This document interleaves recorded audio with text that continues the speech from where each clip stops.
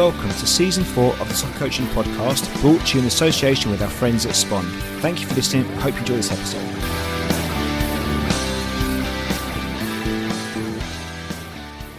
Stewart and Ross, thank you for joining us on the Soccer Coaching Podcast.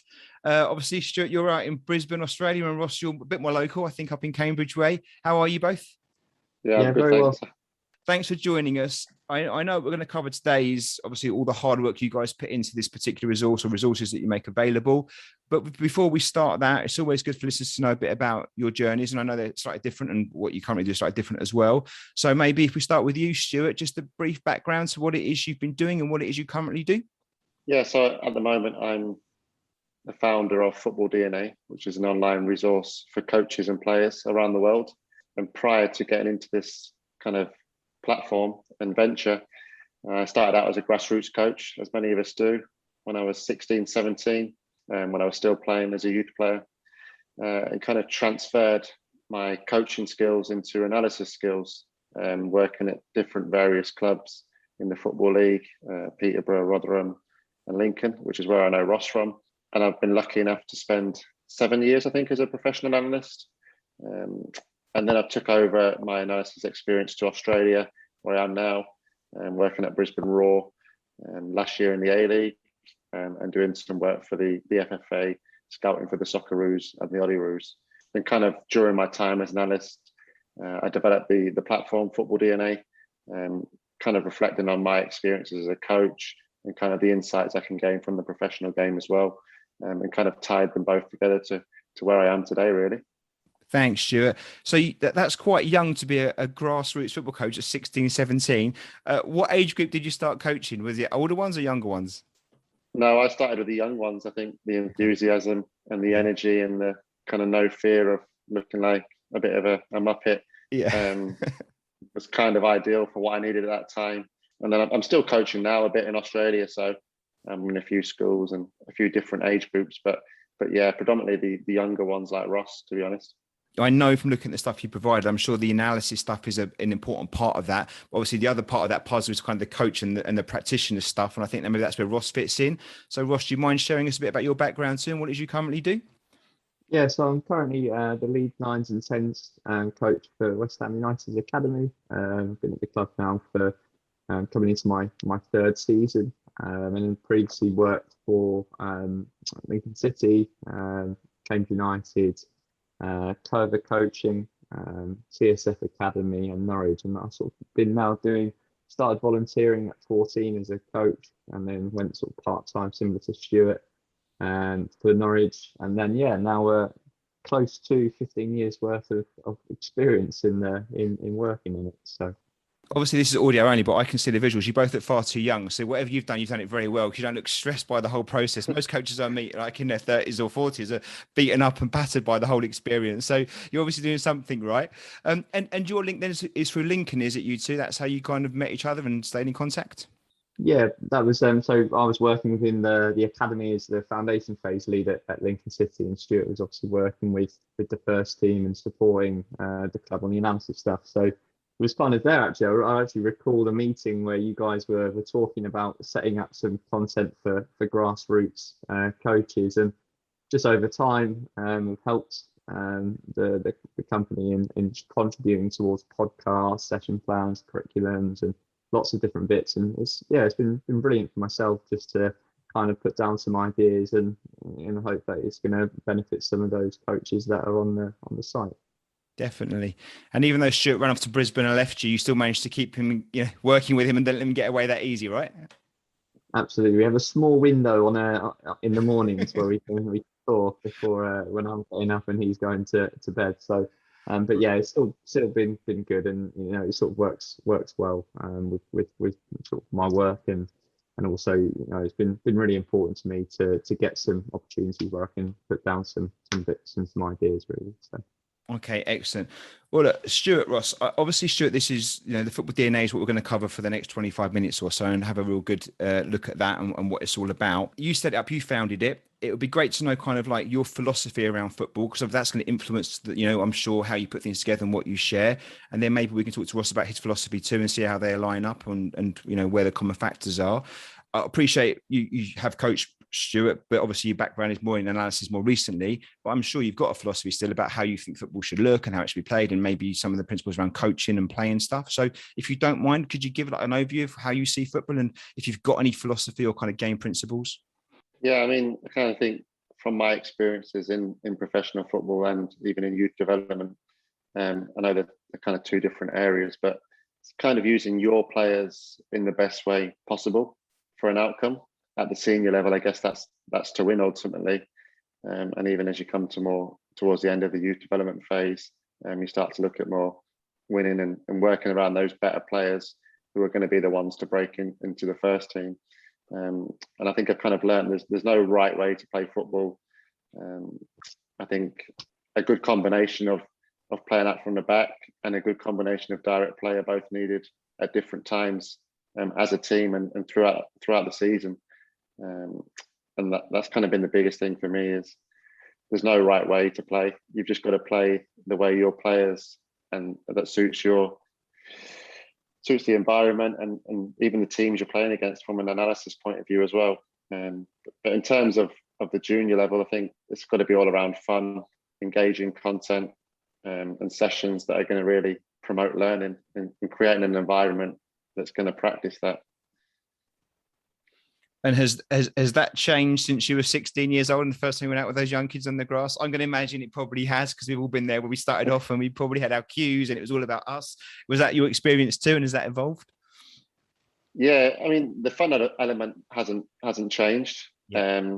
I just think as you go through the age groups, the amount of technical detail will start to develop and the tactical detail as well. But yeah, the fun, engaging practice and session design is massively important in those younger age groups.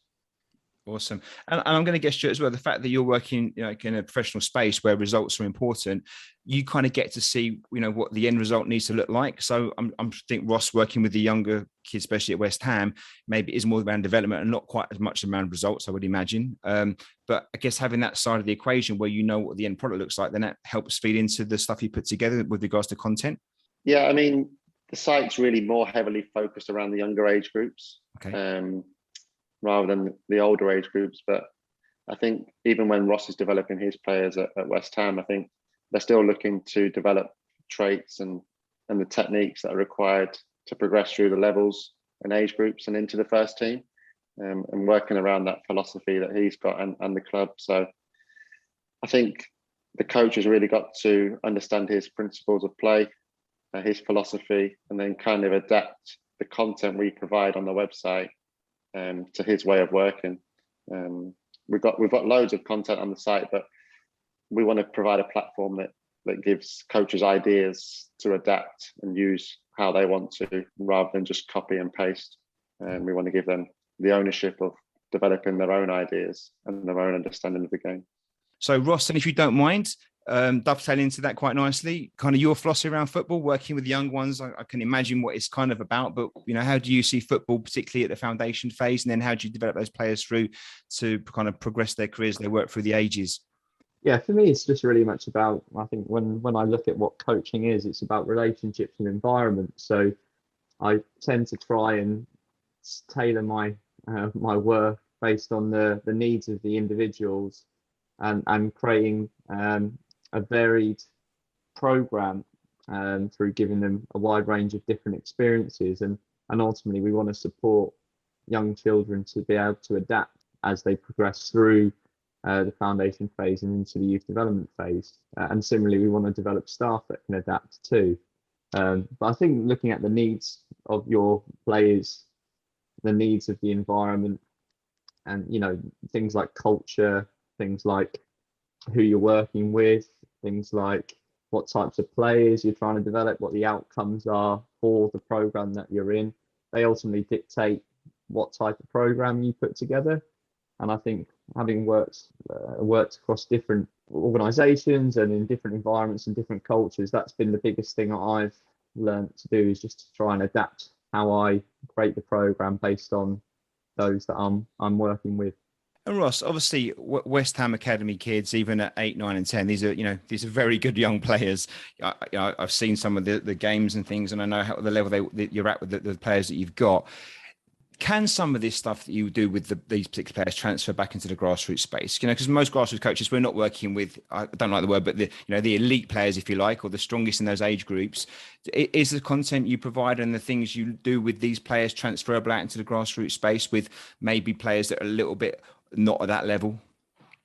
Absolutely, yeah, because they're all children at the end of the day. So we create a really playful environment for our young children to learn and explore through playing football. The football really is just a facilitator for giving them an awesome time playing football. So we don't do anything too fancy. It's very much around play and giving the kids lots of opportunities to adapt to different situations, to give them chances to solve problems and create problems and make their own decisions. And I think that for me is trying to fight against that taboo of an elite environment. That just because it's elite, it doesn't have to be this more traditionalized view of coaching where I'm drilling the kids and stuff.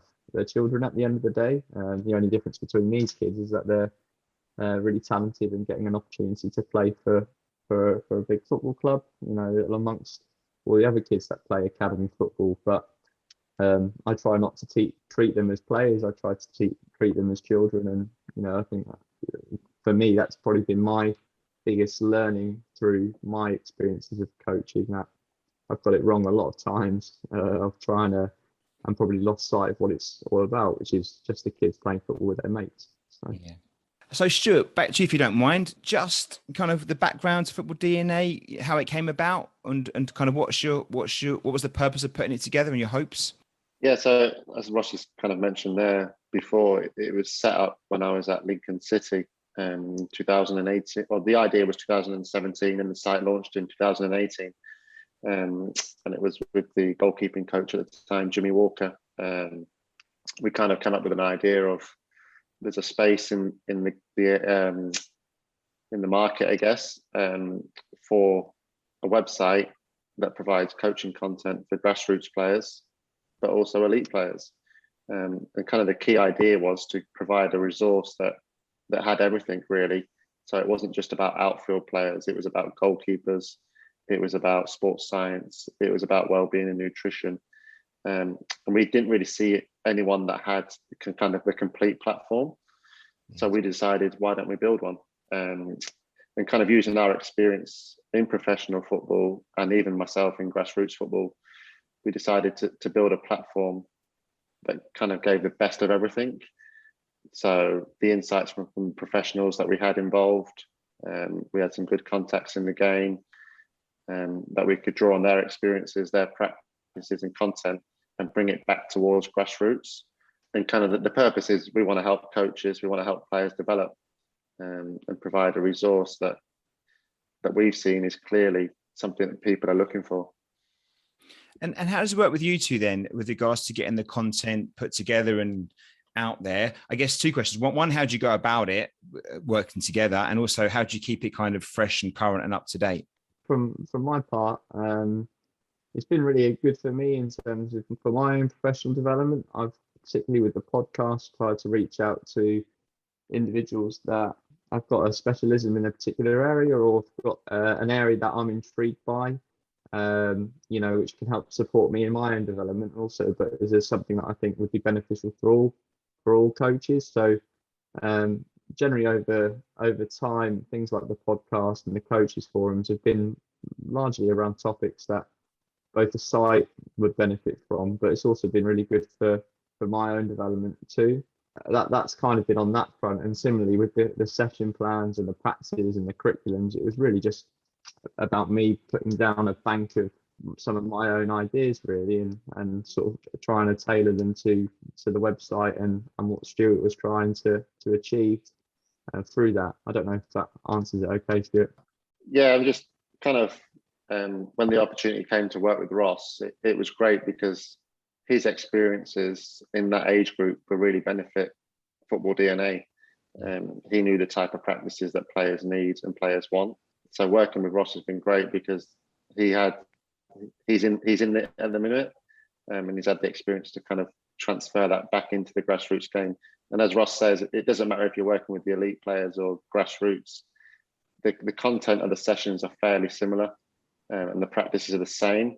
It just be the players might be a bit more developed and can show a higher level of skill. So, Stuart, could you tell us how the platform works, and if we were going to access it, how we would what we would get, and how we would kind of work around the content? Yeah, so the platform is a website based at the moment, footballdna.co.uk. It's accessible all around the world. We are in at the moment trying to build an app for it as well, which will hopefully come in soon. But yeah, I mean, the content's really easy to access. You've got easy to use website. It's mobile friendly. The sessions are all categorized in different topics and different age groups. So it's really easy to kind of go on there, find a practice, find a session, and then, as I've said before, adapt it to what you need, add your own ideas, and then go and deliver. And kind of one of the key focuses we tried to make was that the website was very heavy on video. So it wasn't a case of a coach contributes to practice, which is on diagrams, which can be hard to understand for coaches, especially grassroots coaches. They can actually go on the website and they can see a real life video of it in action. They can see coaching points on the videos. And then you've also got the opportunity to download the PDF of the session as well. So you can watch and then you can download, take it on the training pitch, build your banker sessions, and then implement it with your team. Ross, do you decide upon kind of what sessions you want to make available and what you want to share and what would be appropriate maybe for the different age groups and the topics? Is that your input? Yeah, I've given ideas. I sort of Stuart tends to lead on the types of things that the site would need maybe benefit from. Maybe that people have reached out and said it'd be really good to get some more content on this or whatever. So I sort of work off Stuart, and I've built things around that. That tends to be the way, but similarly, there's been times a little bit like with the curriculums that the site's got from under 5s through to 16s. That was very much around. We had some key themes on the website, and it was just about building practices that could be adapted for the sort of the age specific focuses that it had. So that probably allowed me to have a little bit more license in terms of coming up with some cool practices that coaches can use. And like with everything really, obviously I think Stuart's alluded to it, the practices are not going to be, it's not going to be one size fits all. Some practices won't work with your players. It's very much for the coaches to find out what practices they really enjoy, what returns they get from them. And you really want to encourage coaches to spend more time on working with the players and less time working with the practice. Yeah. And that's that balance of, I think sometimes you can get into the frame of seeing lots of new practices and delivering new practices every time, and actually the kids spend like ages learning the practice and not learning the skill. So the challenge for a coach is actually understanding that the simplicity of practices and actually having a small bank of practices can be really, really beneficial for the kids that they're working with.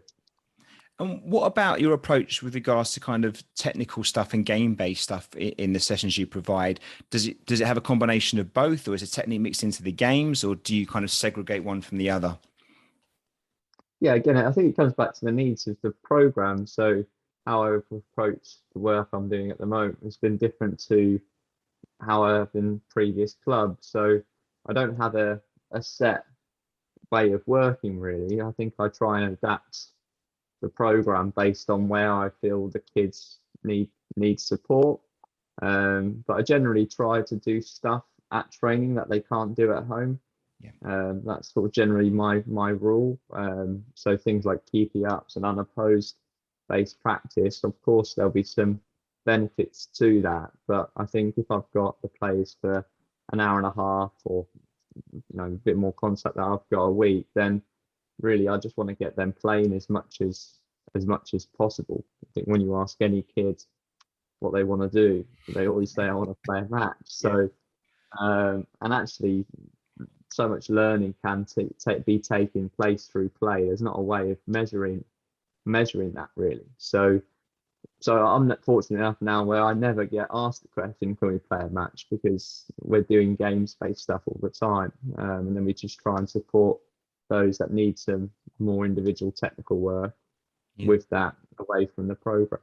And that's one thing we've got on the site. There's a home-based program for those that want to do that. And it's been great speaking to a number of coaches that will follow the football DNA stuff, but then actually use that home-based work to engage with their players away from their contact time with them, which has been awesome.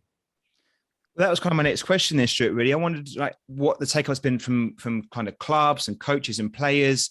Do you get mostly clubs that sign up for this and then make it available to coaches in their clubs, or is it individual, or the players come first? How does what's the common kind of customer for you or the user for the site? Yeah, so the common customer I would say would be the individual grassroots coaches themselves. They're the ones who are looking for the support and the help most. We do have some club memberships as well. We do work with a few clubs who provide that resource for their coaches, which is brilliant.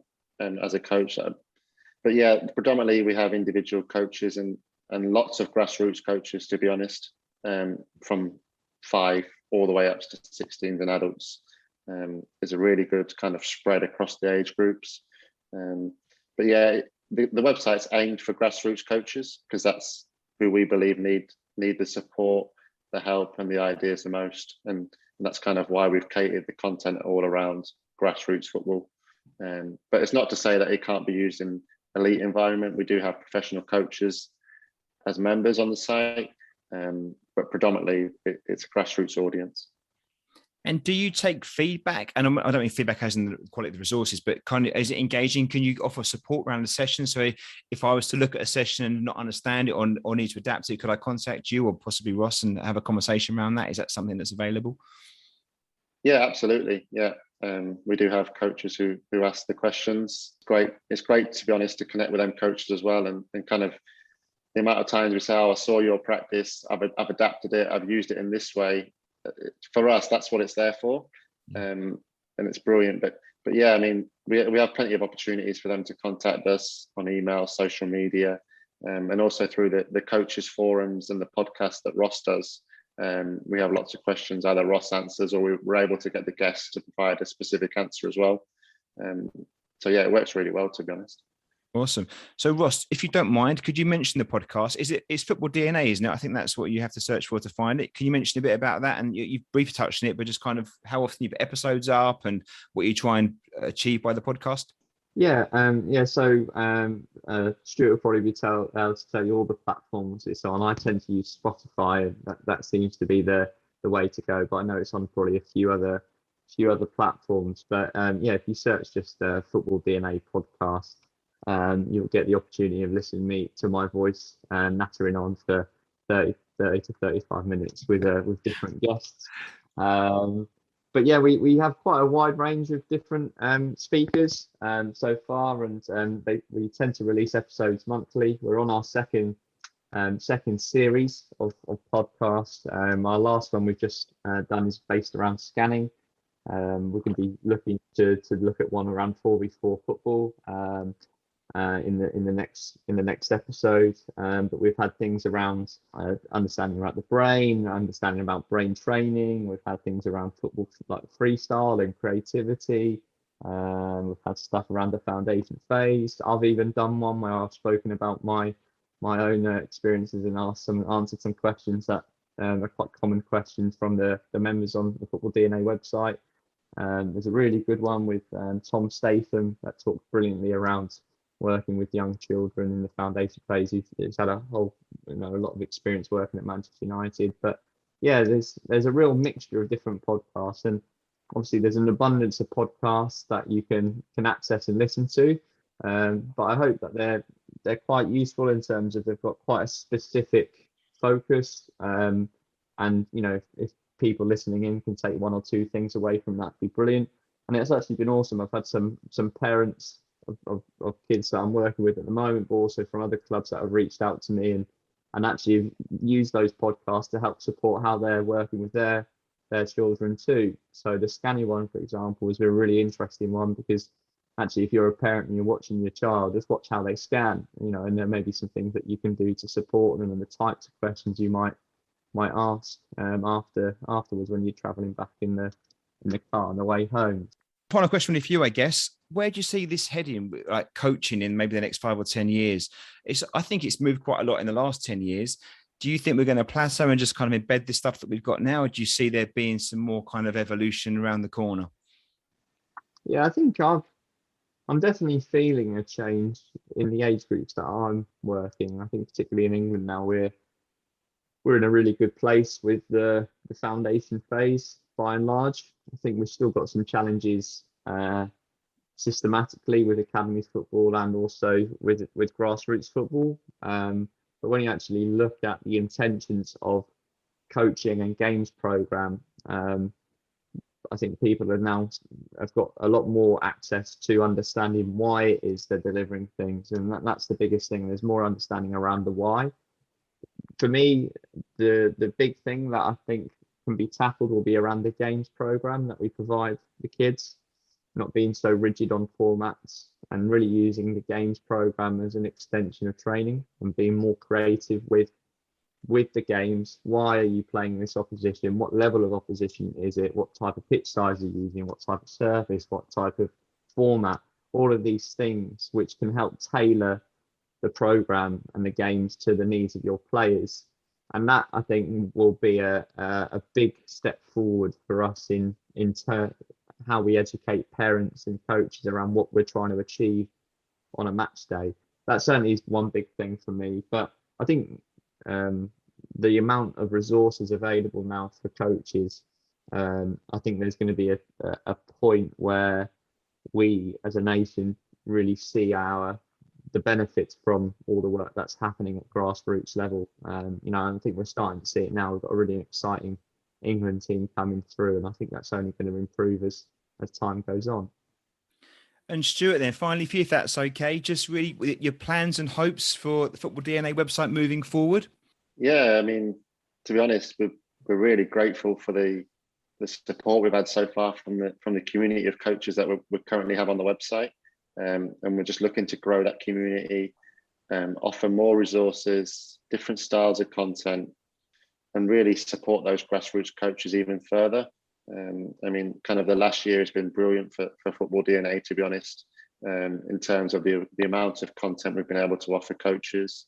And now with Ross's curriculums, so we've got full season plans for coaches, which have been really popular for coaches because they simply don't really have to think about the session too much.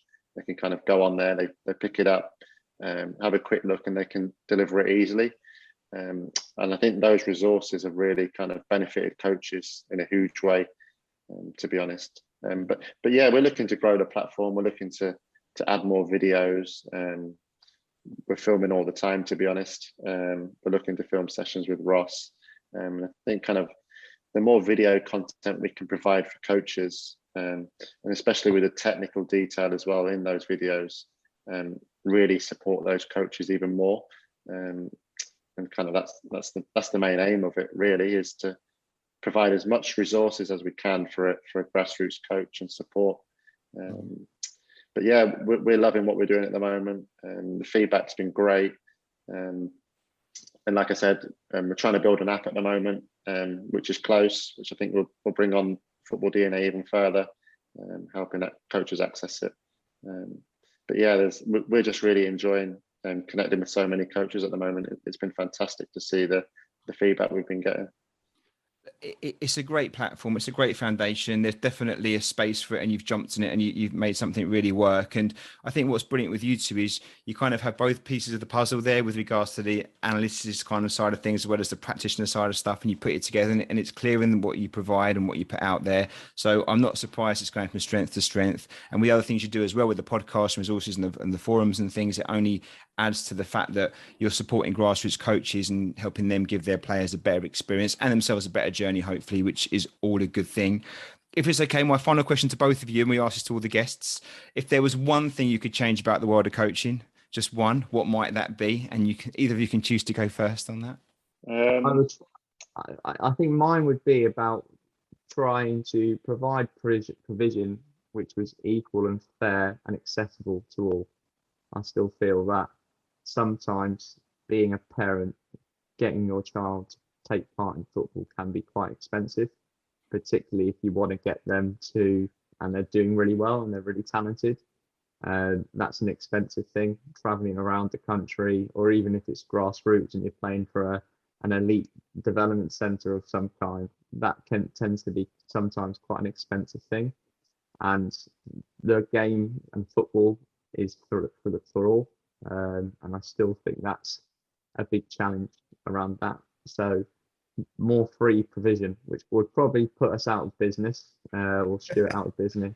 But I think that would be the thing for me. I still find that, particularly in the areas that I've worked in and currently working in, that those that are not affluent and are in some difficult situations, unfortunately do miss out on opportunity. Brilliant, good one, Ross. Thank you very much. There's a tough one to beat there, Stewart. Have you got a thought? Yeah, I'll probably kind of echo Ross's answer there in terms of providing, I say resources for coaches, but also for clubs as well. In terms of facilities, hopefully we can get more investment into the game from the top, to be honest, and coming back into grassroots football to support those facilities, make them better.